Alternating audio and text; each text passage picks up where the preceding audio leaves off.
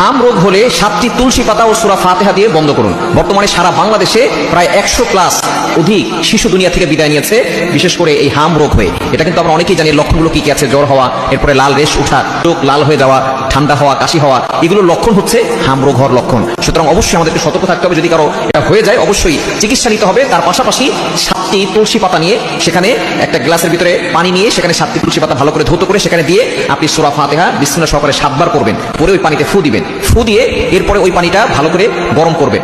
গরম করার পরে যেই তুলসী পাতার রসটা সেখানে বের হবে, এরপর ওইটাকে ভালো করে ছেঁকে আপনি যখন একটু কুসুম গরম করে, একবারে বেশি গরম না, কুসুম গরম যখন হবে তখন আপনি আপনার বাচ্চাকে 7 দিন খাওয়াবেন। অবশ্যই অন্যান্য চিকিৎসা নেবেন এবং এই আমলটাও করবেন। ইনশাআল্লাহ দেখবেন আপনার বাচ্চা সুস্থ হয়ে যাবে।